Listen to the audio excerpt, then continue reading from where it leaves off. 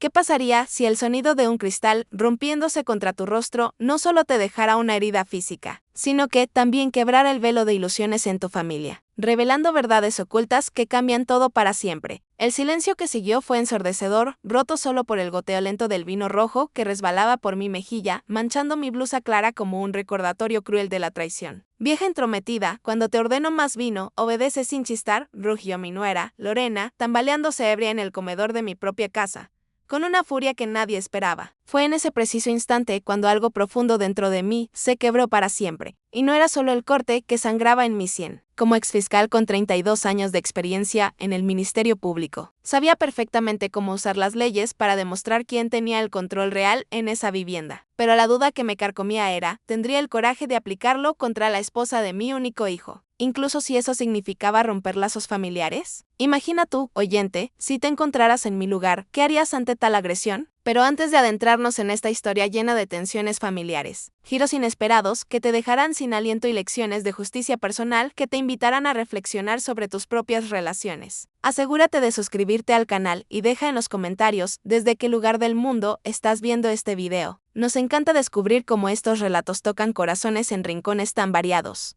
Desde las vibrantes calles de Buenos Aires hasta las serenas playas de Costa Rica o los bulliciosos mercados de México. Tu participación hace que estas narraciones cobren más vida y se expandan, así que activa la campanita para no perderte las próximas entregas cargadas de drama y reflexión. Siempre me han visto como una mujer de temple inquebrantable. Alguien que no se doblega fácilmente ante la adversidad. Con 32 años en el Ministerio Público, enfrenté a delincuentes de todo tipo, asaltantes armados que amenazaban con violencia cruda, estafadores de guante blanco que tejían redes de corrupción sofisticadas, y manipuladores astutos que creían poder burlar el sistema con mentiras elaboradas. Ninguno logró doblegarme ni un ápice, pero, irónicamente, mi nuera Lorena se había convertido en mi talón de Aquiles. Una presencia que erosionaba mi paz día a día con sutilezas que al principio pasaban desapercibidas. Todo empezó hace 8 meses, cuando mi hijo Daniel llamó con voz temblorosa y cargada de vergüenza. Mamá, nos desalojaron del piso. El casero subió el alquiler de forma exorbitante y no pudimos cubrirlo con nuestros ingresos. ¿Podríamos quedarnos contigo unas semanas hasta encontrar algo nuevo y asequible? Como cualquier madre amorosa y protectora, abrí las puertas de mi hogar sin dudarlo un segundo. Al fin y al cabo, mi residencia era amplia para una viuda solitaria de 64 años que vivía en un barrio tranquilo de Valencia.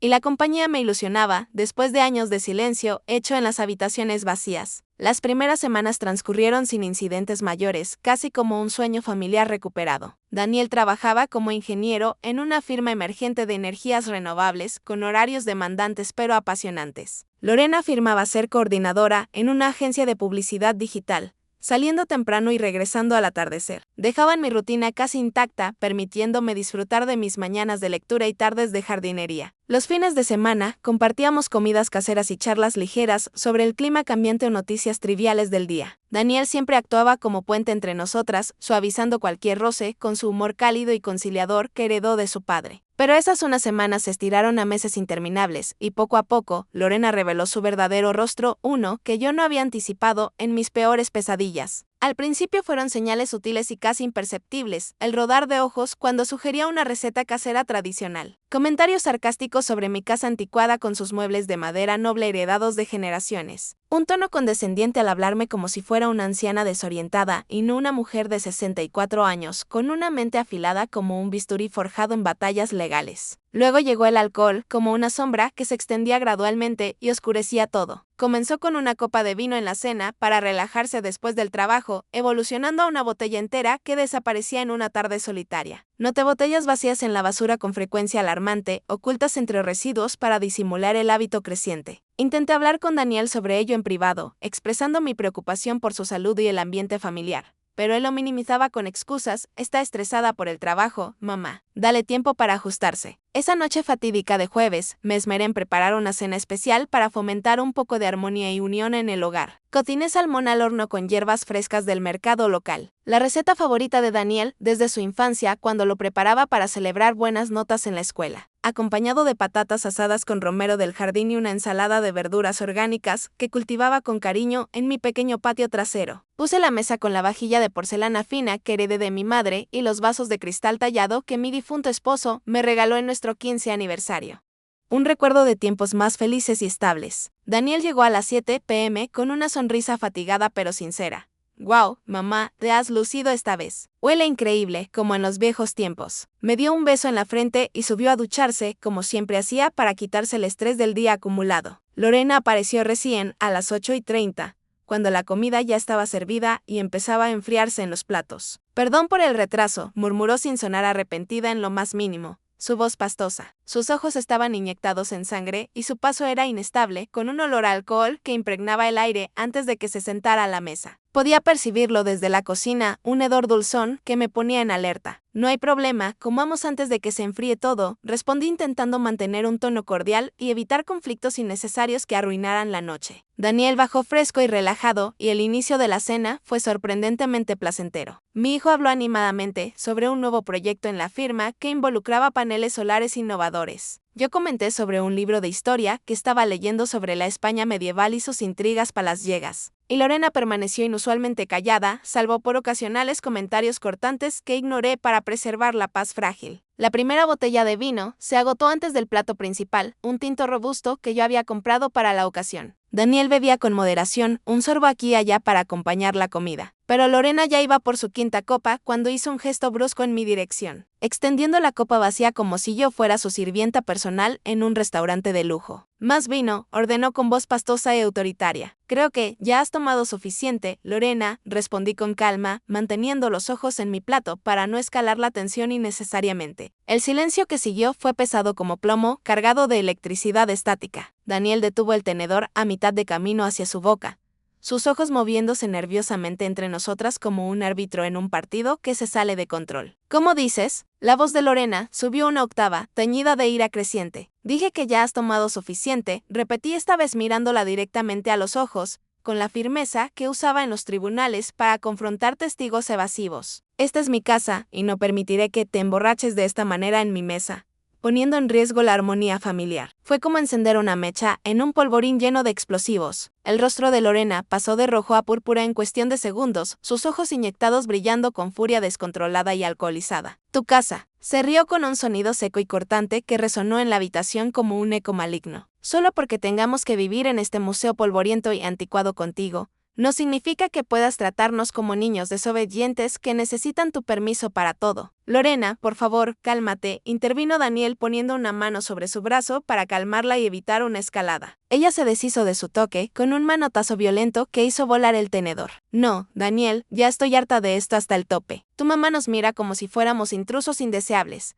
como si no fuéramos dignos de pisar su precioso piso de madera antigua que cruje con cada paso». Se giró hacia mí con los ojos entrecerrados de furia y alcohol, su aliento pesado invadiendo el espacio como un veneno. «¿Sabes cuál es tu problema real? No puedes aceptar que ya no eres la poderosa fiscala Carmen Ruiz, la que intimidaba a todos en la corte. Ahora solo eres una vieja jubilada y solitaria que necesita controlarlo todo y a todos a su alrededor para sentirse importante y relevante en un mundo que te ha dejado atrás». Mantuve la calma como aprendí a hacerlo durante décadas de tensos juicios y confrontaciones en la corte, donde un momento de emoción podía costar un caso entero y la credibilidad ganada con esfuerzo. «Si así es como te sientes, tal vez sea hora de que encuentren otro lugar para vivir. Uno que se ajuste a sus estándares elevados y no a mi humilde hogar». «Mamá», exclamó Daniel horrorizado, su rostro pálido como el de un fantasma ante la escalada. Lorena sonrió, el tipo de sonrisa que no llega a los ojos y que revela un veneno oculto y profundo. Los sirvientes no deberían hablarle así a sus superiores con tanta insolencia. Extendió la copa de nuevo, exigiendo: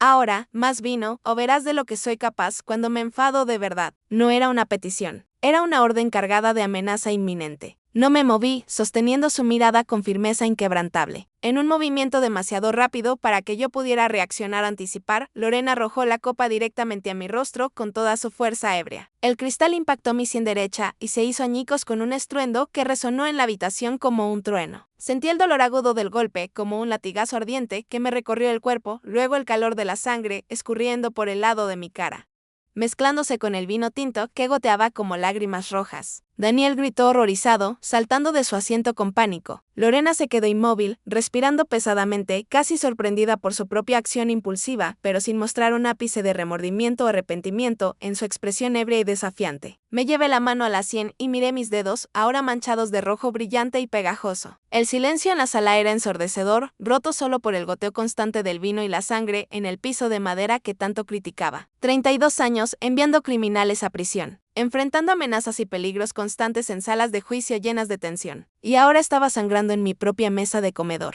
agredida por la mujer que mi hijo eligió como pareja de vida. Daniel, dije con una calma que no sentía en lo más mínimo, pero que mantuve por instinto de supervivencia y experiencia. Lleva a tu esposa a su habitación ahora mismo, antes de que la situación empeore y se salga de control. Daniel corrió a jalar a Lorena, que aún parecía aturdida por lo que había hecho, como si el alcohol nublara su comprensión de la gravedad. Escuché sus pasos, subiendo las escaleras con torpeza y pesadez, la puerta del cuarto cerrándose de golpe con un eco que reverberó en la casa como un trueno final. Me quedé sentada por un momento, presionando una servilleta limpia contra la herida para detener el sangrado que goteaba, mientras mi mente se organizaba metódicamente, como en los tiempos en que preparaba un caso para el tribunal con precisión quirúrgica y estrategia. Tomé mi celular con manos firmes y saqué fotos del corte, de la mancha de sangre en mi blusa clara, de los fragmentos de vidrio esparcidos por el suelo del comedor como evidencia muda de la agresión bruta. Recogí cada pedazo con cuidado, usando guantes de cocina para no contaminar la escena, y lo metí en una bolsa de plástico transparente para preservarlo.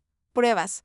32 años, en el sistema judicial me enseñaron que las pruebas lo son todo, el pilar de cualquier caso sólido y ganador. Esa noche no pude dormir, el pulso en la sien herida, recordándome el incidente con cada latido doloroso que resonaba en mi cabeza. Sentada en mi oficina, con una bolsa de hielo presionada contra la zona moratada que palpitaba, empecé a delinear mi plan con detalle minucioso. No por venganza ciega, la venganza es emocional e impulsiva, y yo era una profesional entrenada para la racionalidad, sino por justicia verdadera y protección absoluta. Necesitaba salvaguardar a mi hijo y mi hogar de una influencia tóxica y destructiva que lo consumía. A las 6 de la mañana, con la herida ya formando un hematoma azul violáceo que dolía al tacto y me recordaba la brutalidad, tomé el teléfono con determinación inquebrantable. ¿Comisaría de policía, en qué puedo asistirle? Quiero reportar un caso de agresión física en mi domicilio, y necesito que vengan lo antes posible. El oficial llegó a las 8 de la mañana, cuando el sol empezaba a filtrarse por las cortinas del salón, iluminando los restos del incidente con una luz fría y reveladora. Lorena y Daniel aún dormían arriba, exhaustos tras la explosión de la noche anterior que dejó el aire cargado de tensión. Abrí la puerta y el agente, un hombre de mediana edad con canas en las sienes y una expresión profesional curtida por años de servicio,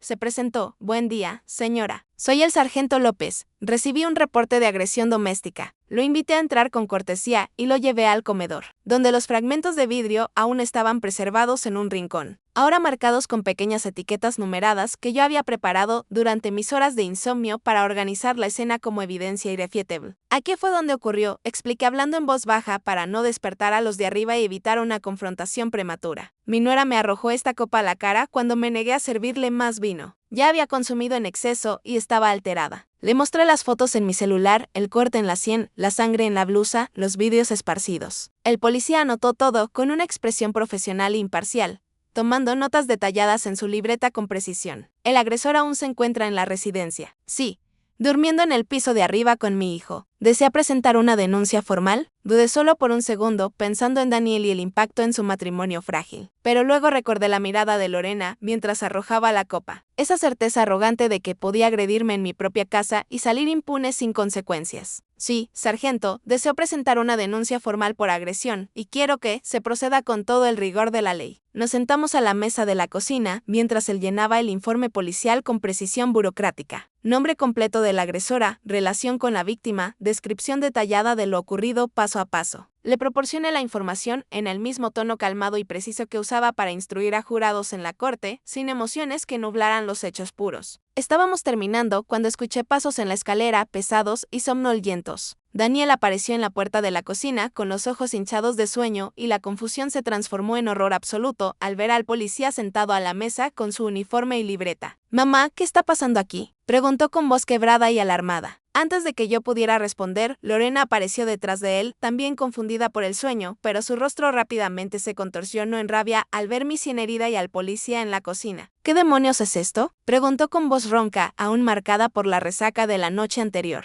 El policía se levantó con autoridad calmada. Señora Lorena Gómez, estoy aquí para investigar una denuncia de agresión que ocurrió en esta residencia anoche. Daniel me miró incrédulo, su rostro pálido como el de un fantasma ante la realidad. ¿Llamaste a la policía contra Lorena? Ella me agredió, Daniel. Me arrojó una copa a la cara y me cortó.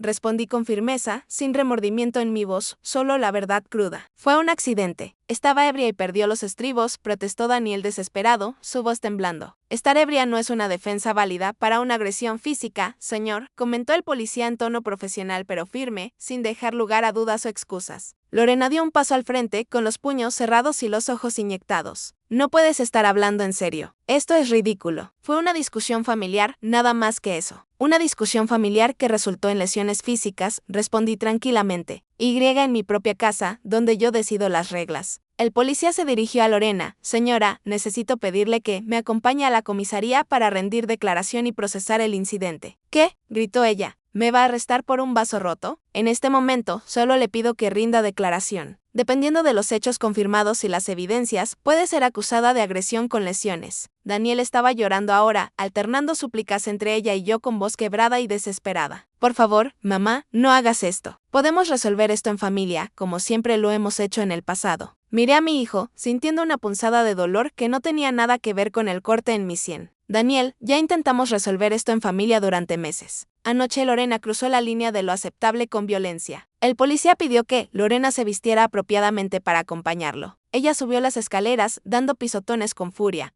con Daniel justo detrás, implorando que se calmara y no empeorara las cosas. Me quedé sola con el policía por unos minutos. Él me miró con una expresión que yo reconocía bien, el tipo de mirada que los agentes veteranos lanzan al intentar entender la dinámica familiar detrás de un incidente doméstico complicado. Señora, ¿está segura de que quiere seguir con esto? A veces los problemas familiares pueden ser resueltos sin involucrar a la ley y el sistema. Sargento, interrumpí educadamente pero con firmeza. Trabajé 32 años como fiscal. Sé exactamente lo que estoy haciendo y cuáles serán las consecuencias legales, tanto para ella como para la protección de mi hogar. Él pareció sorprendido por mi revelación, luego asintió con un nuevo respeto en su mirada, reconociendo mi experiencia en el campo. Entendido, señora. Procederemos con el protocolo estándar. Lorena bajó las escaleras, ahora vestida con jeans desgastados y una camiseta arrugada, el cabello atado en una coleta desaliñada que contrastaba con su la apariencia impecable y cuidada. Daniel la siguió, aún llorando bajito como un niño perdido en una tormenta. Esto no va a terminar aquí, dijo Lorena al pasar a mi lado, con veneno en la voz y una mirada de odio puro. Te vas a arrepentir de haber hecho esto, vieja entrometida. El policía la advirtió de inmediato. Señora, no haga amenazas o agravará su situación legal de manera significativa. Eso solo aumentó su furia, pero no dijo más, mordiéndose la lengua, mientras el policía la escoltaba afuera, hacia la patrulla estacionada con luces azules.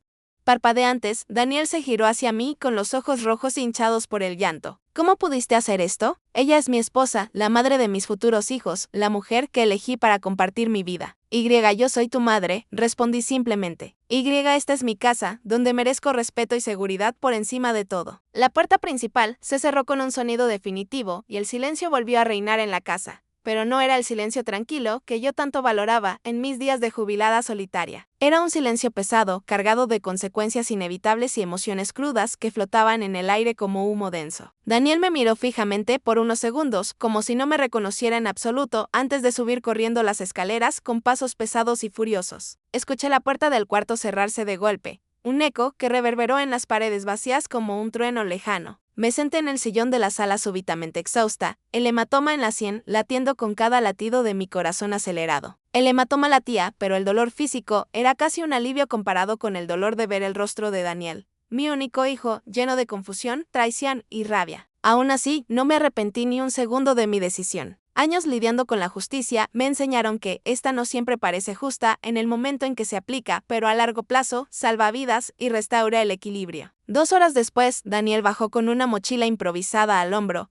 llena de ropa y pertenencias esenciales. Su rostro estaba determinado, pero sus ojos aún estaban hinchados por el llanto reciente. Voy a buscar a Lorena a la comisaría. Nos quedaremos en casa de Isabel hasta que decidamos qué hacer a continuación con nuestras vidas. Isabel era una amiga de ellos que vivía en un pisito minúsculo en el centro de la ciudad, no una solución permanente y ambos lo sabíamos de sobra, pero era un refugio temporal. Daniel, no tienes por qué irte. Esta es tu casa también, siempre lo ha sido desde que eras un niño. Él se rió, un sonido amargo y roto que me dolió en el alma como una herida fresca. Esta casa dejó de ser mía en el momento en que decidiste llamar a la policía contra mi esposa, priorizando tu orgullo herido sobre nuestra familia y nuestro futuro juntos. Ella me agredió, Daniel, en mi propia mesa de comedor con un vaso que podría haber causado daños permanentes o peor. Estaba ebria y perdió los estribos, mamá. La gente comete errores y se arrepiente con el tiempo. Estar ebria no es una defensa válida para una agresión física, hijo. Y sus errores han sido un patrón repetitivo, no un incidente aislado que se pueda excusar. Daniel negó con la cabeza, como si mis palabras fueran ruido blanco sin sentido. Siempre ha sido así contigo. La fiscal inquebrantable, la ley por encima de todo, incluso de tu propio hijo y su felicidad conyugal. Aquello dolió más que el corte en la sien, un dolor emocional que se clavaba profundo, pero no dejé que se notara en mi expresión serena. Es porque te amo que estoy haciendo esto, Daniel. Lorena es abusiva y tú estás atrapado en esa red tóxica sin darte cuenta de lo que te está destruyendo. No te atrevas a analizar mi matrimonio como uno de tus casos judiciales fríos,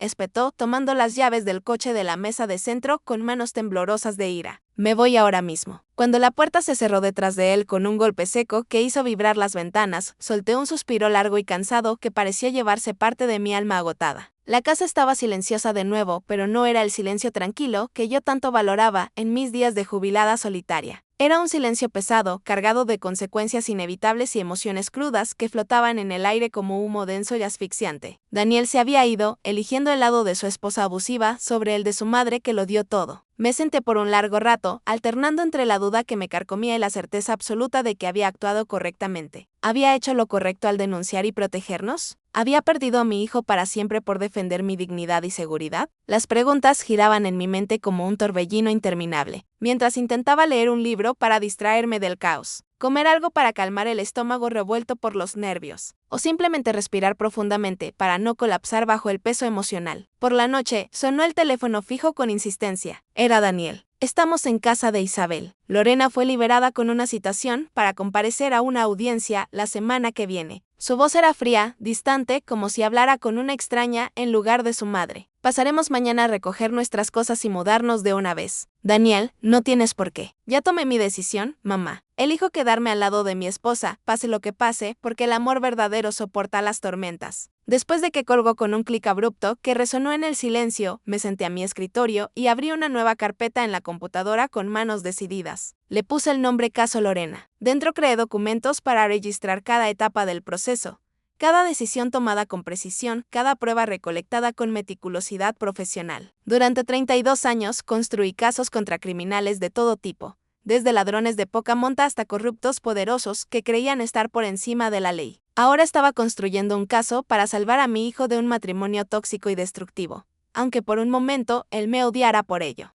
Aunque me viera como la villana en su historia distorsionada. A la mañana siguiente, mientras esperaba a que Daniel y Lorena llegaran a recoger sus pertenencias, llamé a una vieja amiga y colega de confianza. Soledad y yo trabajamos juntas por años, ella como investigadora privada experta en casos complejos y discretos, y yo como fiscal implacable en la corte. Habíamos construido una relación de confianza mutua a lo largo de muchos casos difíciles y victorias compartidas que forjaron nuestra amistad. Carmen, ¿cuánto tiempo sin oírte? ¿A qué debo el placer de tu llamada? Necesito tu ayuda, Soledad. Es un asunto delicado y personal que me tiene preocupada. Le expliqué la situación en detalle, la agresión violenta, la denuncia a la policía que inicié, la ruptura temporal con Daniel. Necesito saber más sobre Lorena. Tengo un mal presentimiento sobre ella, sobre cómo están realmente viviendo sus vidas y si hay patrones ocultos. Soledad no hizo preguntas innecesarias ni juicios. Era una profesional curtida. Envíame sus datos completos. Voy a investigar discretamente y con la máxima confidencialidad como siempre. Una hora después, estacioné mi coche a 2 cuadras de la casa y esperé con paciencia, como en las vigilancias de mis días como fiscal, donde la observación era clave. No quería estar presente cuando vinieran a buscar sus pertenencias. Una confrontación directa solo empeoraría las cosas y podría escalar a más violencia o drama innecesario. Desde mi punto de observación discreto, vi llegar el coche de Daniel. Él y Lorena entraron en la casa usando la llave que él todavía tenía, una llave que yo le había dado como símbolo de confianza y hogar abierto. observé por casi 2 horas, ocasionalmente viendo a uno de ellos a través de la ventana cargando cajas con prisa,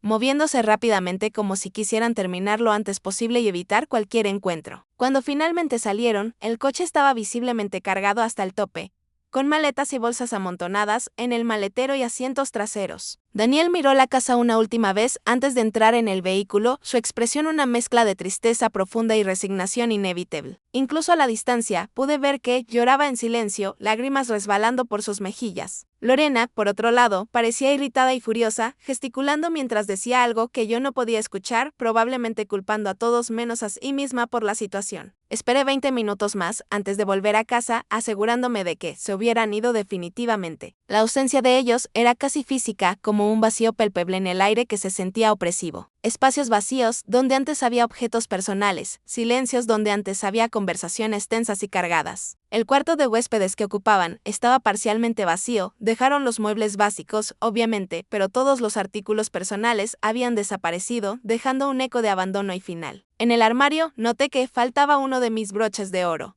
una pieza sentimental que perteneció a mi madre y que yo guardaba como tesoro invaluable. Daniel sabía cuánto la valoraba. ¿Había sido un descuido en la prisa o un pequeño acto de venganza por parte de Lorena para herirme? Preferí creer en la primera opción para no agregar más dolor a mi corazón ya maltrecho. Los días siguientes estuvieron llenos de un silencio opresivo que pesaba como una losa pesada sobre la casa. Daniel no me llamó, no respondió a mis mensajes tentativos de reconciliación y diálogo. Intenté respetar su espacio y su proceso de duelo.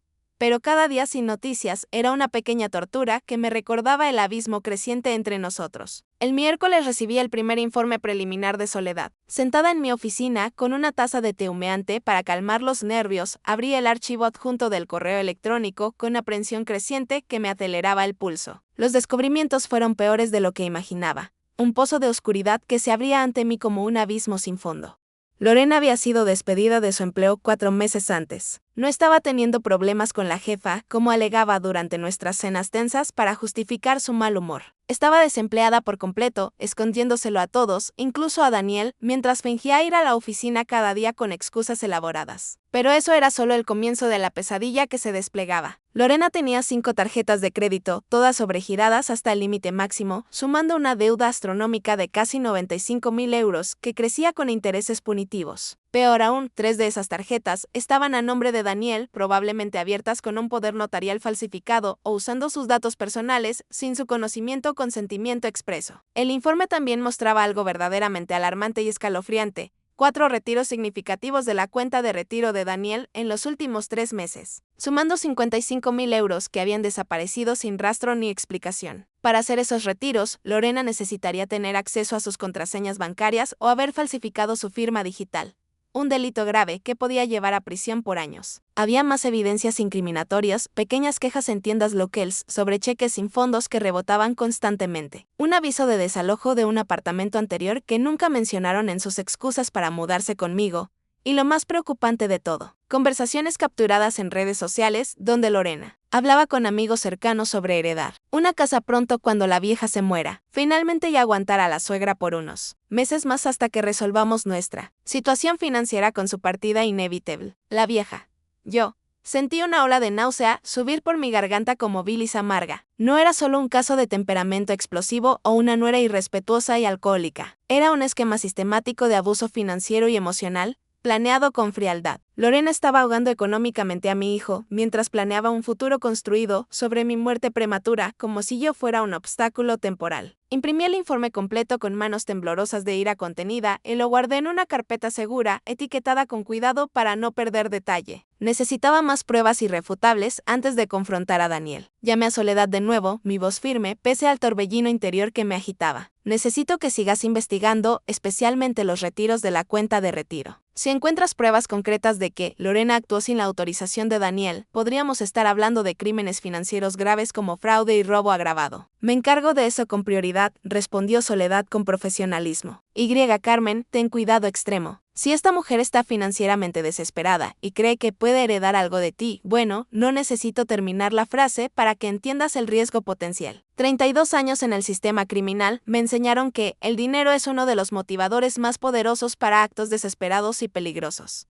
y ahora veía que Lorena encajaba perfectamente en ese perfil siniestro. Esa noche cambié las cerraduras de la casa por completo, una precaución necesaria para proteger mi santuario. La semana siguiente ocurrió la audiencia preliminar sobre la agresión. Asistí al tribunal, donde trabajé por décadas, esta vez como víctima en lugar de fiscal. Era extraño sentarme del otro lado, ver a excolegas saludándome con expresiones de preocupación genuina, escuchar susurros en los pasillos sobre la gran Elena Ruiz involucrada en un caso personal. Lorena llegó con su abogado, un joven con un traje mal ajustado que parecía recién salido de la Facultad de Derecho y no muy experimentado. Daniel no estaba con ella, lo que me sorprendió. Yo esperaba que mi hijo estuviera allí para apoyar a su esposa, a pesar de todo. La jueza era Marta Chávez, una mujer competente y justa que conocí superficialmente durante mis últimos años antes de la jubilación. Ella me reconoció inmediatamente, asintiendo discretamente en mi dirección con respeto. El procedimiento fue breve y directo, como un juicio bien preparado. El fiscal presentó las acusaciones de lesiones leves con evidencia sólida. El abogado de Lorena argumentó que se trató de un incidente aislado, causado por estrés y consumo de alcohol, sin intención de causar daño real. Señora jueza, dijo, mi clienta no tiene antecedentes criminales y está profundamente arrepentida por lo ocurrido. Solicitamos que se considere una medida alternativa a la prisión como servicio comunitario obligatorio. Cuando llegó mi turno de hablar, me levanté con la postura que mantuve por décadas en esos mismos recintos, erguida y confiada. Señora jueza, no busco venganza ni un castigo severo. Busco justicia y, principalmente, protección. La agresión ocurrió en mi propia casa, en mi propia mesa, por alguien a quien albergué por bondad y compasión. Solicito respetuosamente que, además de cualquier medida punitiva que el tribunal considere apropiada, se emita una orden de restricción impidiendo a la acusada acercarse a mi residencia. Vi el rostro de Lorena palidecer como un fantasma. Una orden de restricción significaría que no podría regresar a mi casa, la casa donde ella y Daniel vivían. La casa que aparentemente esperaba heredar algún día. La jueza reflexionó por unos instantes antes de anunciar su decisión con voz firme, considerando la naturaleza del incidente y la relación entre las partes.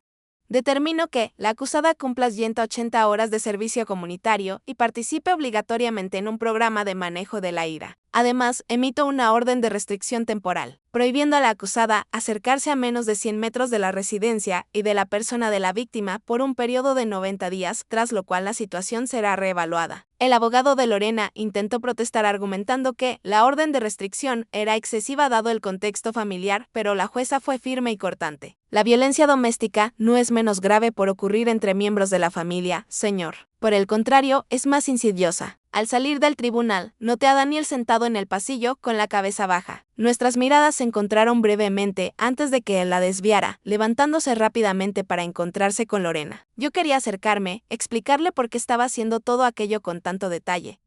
Decirle que había descubierto cosas preocupantes sobre su esposa, pero el momento no era el adecuado. Daniel no estaba listo para escuchar la verdad. Volví a casa y añadí la transcripción de la audiencia y una copia de la orden de restricción a mi carpeta caso Lorena. El archivo estaba engrosándose, tanto literal como metafóricamente, con cada nueva pieza de evidencia. 2 días después recibí una llamada inesperada. Era Daniel.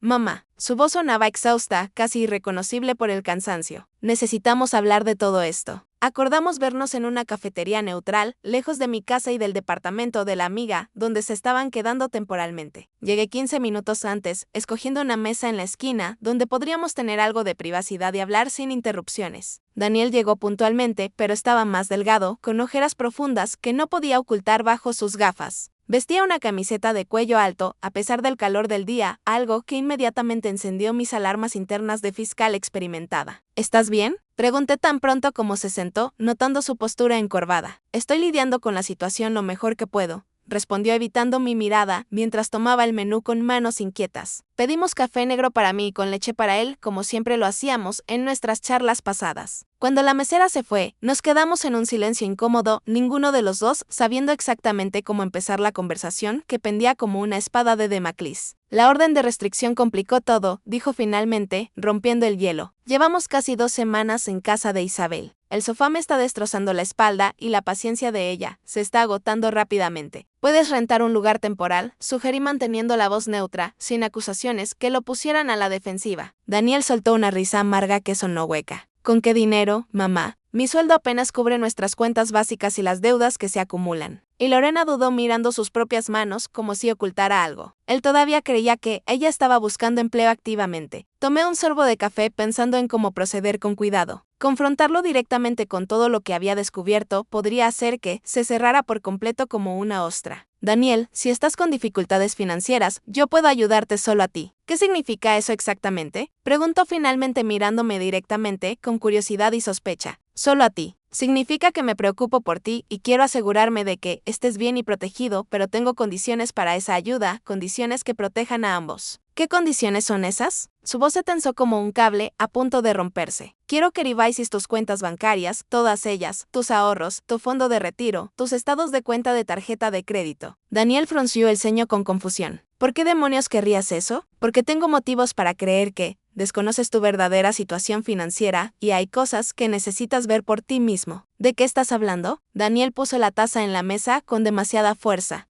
derramando un poco de café que se extendió como una mancha. Si esto es algún intento de ponerme en contra de Lorena, no voy a caer en eso. No es un intento. Es una petición basada en hechos que descubrí. Hechos que te afectan directamente. Daniel, ¿cuándo fue la última vez que revisaste tu fondo de retiro? Su expresión cambió sutilmente. Un destello de duda cruzó su rostro como una sombra pasajera. No sé, hace unos meses, tal vez lo configuré para depósitos automáticos y no lo he mirado desde entonces. ¿Y los retiros? ¿Autorizaste algún retiro reciente? Se quedó completamente inmóvil, como congelado. ¿Qué retiros? Abrí mi bolso y saqué una hoja de papel, un estado de cuenta de su fondo de retiro que Soledad había obtenido legalmente. Lo puse sobre la mesa y lo giré hacia él.